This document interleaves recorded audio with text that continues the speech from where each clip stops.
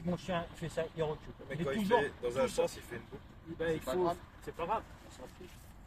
Mais il doit toujours, en fait, moi ce que je veux, S'interposer entre l'homme c'est d'attaque et la toujours valise. interposer. Je veux pas de chiens qui sont là derrière. Bonjour les amis.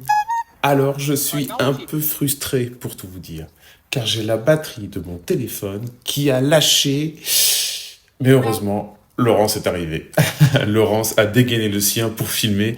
Aussi, je vous prie de m'excuser pour la baisse de qualité de son ou d'image, ainsi que de la coupure sur le début de la carte d'objet.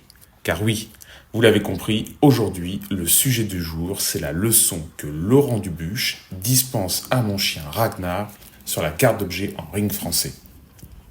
Comme vous le savez, Ragnar est en échelon 2 mondiaux ring pour le moment, et donc je finalise ma préparation pour pouvoir jouer prochainement en 3, avec notamment un focus sur la garde d'objet. Car même si l'exercice est compris par le chien, il y a beaucoup de travail technique et d'expérience à acquérir pour qu'il soit autonome en concours.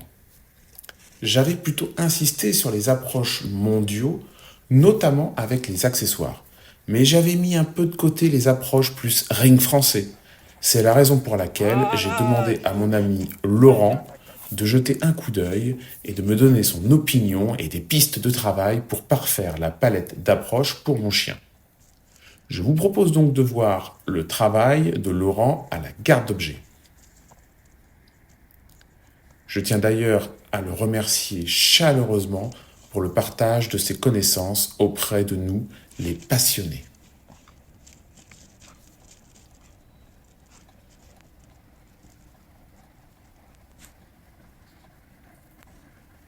On peut voir toutes les approches qu'effectue Laurent. Avez-vous vu la petite hésitation du chien ?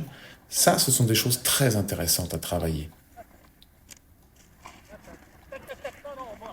Et bien souvent, ce contexte-là, je ne l'ai pas quand je travaille personnellement mon chien, c'est-à-dire que je le passe sur moi, ou Maxime, mon jeune homme d'attaque, ce sont des choses que nous n'avons pas, parce qu'il est dans un contexte où il est à l'aise et parce qu'il nous connaît personnellement. La garde d'objet, l'attitude de l'homme d'attaque est fortement corrélée à la personnalité de l'homme d'attaque face au chien.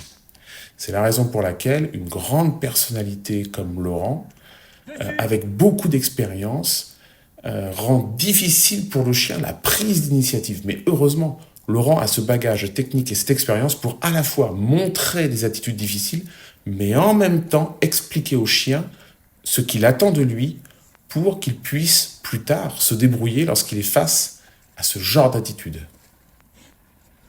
Là, on voit par exemple que Laurent jette volontairement le panier pour créer une distance, pour apprendre au chien à y retourner. N'hésitez pas à soutenir notre action de partage en likant la vidéo, vous abonnant, voire devenir donateur par votre souscription à la chaîne. Vous n'imaginez pas à quel point votre soutien est une aide. L'intégralité de l'échange sur l'exercice entre Laurent Dubuche et Maxime, mon ami venu de Belgique, et que vous découvrirez très prochainement et apprécierez également dans son approche du chien, j'en suis sûr. Donc l'intégralité de cet échange technique se retrouve dans la vidéo accessible aux membres premium Le Coin des Experts, qui permet par cette souscription de nous soutenir plus fortement dans notre action de partage et accéder à un contenu plus fourni et qui se densifie au fur et à mesure. Le montage de cette vidéo est un peu particulier pour moi, car au moment où je vous parle, il est 4h du matin. Bon, ça c'est classique pour moi, pour me dégager du temps libre et vous faire ces vidéos, mais c'est surtout mon anniversaire où je fête mes 45 ans, dont 30 à porter un costume. Ça ne rajeunit pas. Je vous remercie de votre attention. Je vous souhaite à tous, mes chers amis, le plus grand bonheur possible avec vos proches et vos compagnons à quatre pattes.